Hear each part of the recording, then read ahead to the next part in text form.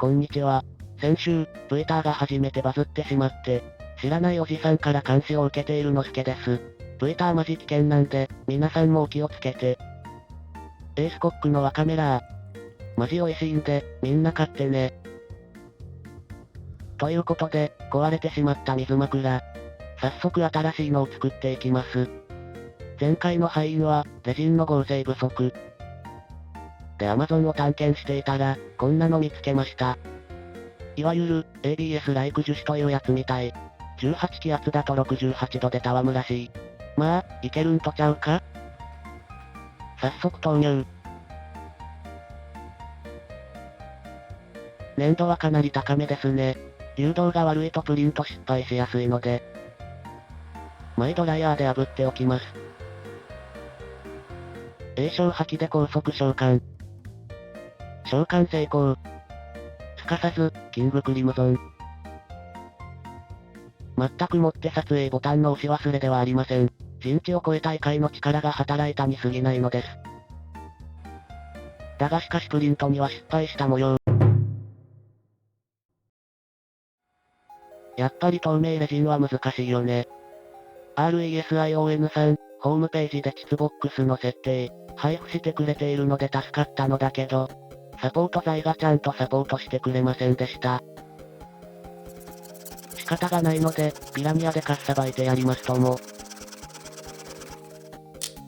でけた？けど、ゴツゴツでイボイボやけん、これじゃ商品になりませんわ。ということで、いつはんのご家庭の登場です。ここで、のすけ的に買ってよかったものランキング。1位、フライステーブル。ちょっとお高かったけど作用の幅が広がリング。いつはんのご家庭には常備したい一品です。1位、3D プリンター。これもちょっとお高かったけど、欲しい形状のものを作れるのはマジ感動。FDM 方式も欲しくなってきたぞ。そして、栄えある第1位は、浄水器。のすけは田舎育ちなのでお水が飲めないのマジショック。でも、これ使ったら普通に飲めるお水になりました。以上、2022年に買ってよかったものランキングでした。ランキング外となりますが、このルーターも買ってよかったかも。回転が不安定になるときあるのがたまに傷。で、今回はちゃんとヤスリがありますよ。たまにはスローもいかがでしょうか？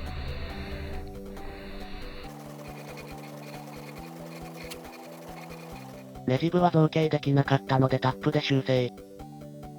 仕上げは、お母さん。とどめだ、バフで磨いておきます。完成。パッと見は前回と変わらんとですね。でも、安心してください。オーリング溝の内側。壁の厚さを 2.0mm から 2.5mm にしています。あと、エッジへの応力集中を防ぐ目的で、R0.5 のフィレットをつけました。これでパーペキのはず。オーリングを取り付けて。隙間にガスケットも忘れないでね。銅プレートとドッキング。ミニ四駆のネジで締め付ければ、完成です。銅プレートとの隙間も OK。これで熱によるたわみがなければ漏れないはず。デスクミニに取り付け。CPU グリースは MX4 ですよ。フィッティングは前回と同じものを使用。オーリングはバイトン製に乾燥済み。ハードチューブを取り付ければ。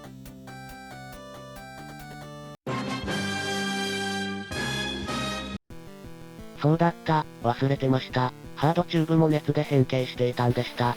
のすけ調べによると、Amazon で売っている。ハードチューブには PETG と PMMA の2種類あるみたい。PETG はペットボトルと似た材料で約80度で柔らかく、PMMA はアクリル樹脂で約90度で柔らかくなるみたい。これまで使っていたのは PETG だったので、PMMA にすれば耐熱性が10度上がるけど。ということで、実物で確かめてみます。左がこれまで使っていた PETG で、右が新しく買った PMMA です。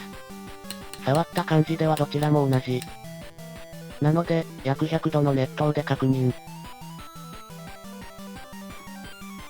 これまで使っていた PETG はぐにゃぐにゃ。PMMA はカッチカチやで。PMMA なら沸騰冷却に耐えられそうかも。ということで、早速曲げていきます。これまで使っていた PETG より温度設定は高めだけど、曲げの難易度は変わりませんでした。ただ、切断には注意が必要かも。PETG と同じようにパイプカッター使ったら割れました。PMMA の切断は、ノコギリ使った方が良さそうです。PMMA のチューブ Amazon に在庫がなかったので、日々は接着剤で接着しておきました。組み立て。前回熱で変形してしまったノベックの出口側は PMMA、変形していなかった入り口側は在庫がないので PETG です。ノベック注入。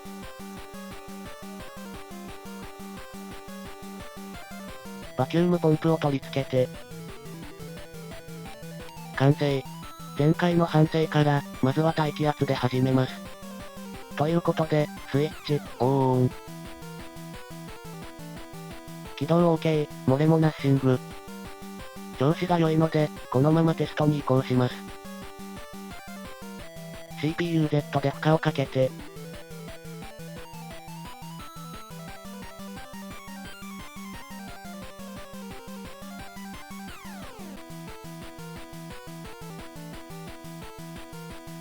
これまでと同じように、94度まで上がってしまいました。サーマルスロットリングにはならないギリギリ。圧力も 4kPa ぐらい上がったみたい。とりあえず、圧力を抜いてみます。あんまり変わらんとね。次はマイナス 10kPa。あんまり変わらんとね。次はマイナス 20kPa。お、下がった、91.3 度になりました。沸騰もちょっと激しくなった？次はマイナス 30kPa。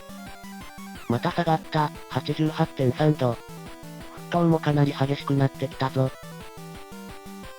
次はマイナス 40kPa。84.8 度、いい感じだ。次はマイナス 50kPa。80.6 度、リテールクーラーぐらいの性能にはなったか。もう少しで70度の大台に。次は 60kPa。なんか下がらんとです。まあ、温度は79度になったし。今回はこの辺りで許してあげよう。等倍速だとこんな感じ。かなり激しく沸騰してますね。で、テスト結果をまとめたものがこちら。理由はよくわかりませんが、マイナス 10kPa 以下になると温度が下がり始めました。今回の最量値はマイナス 54kPa で79度。近似線から推定すると、ほぼ真空まで減圧すれば、65度ぐらいまで温度が低下しそうです。思っていたよりも下がらない？まあ、次回もう少し改良してみようと思います。あと、懸念していた熱による水枕やチューブのなんか、マイナス 50kPa で1時間ぐらい沸騰してても大丈夫でした。今後は、耐久性なども確認していこうと思いますので、お楽しみに。ではでは。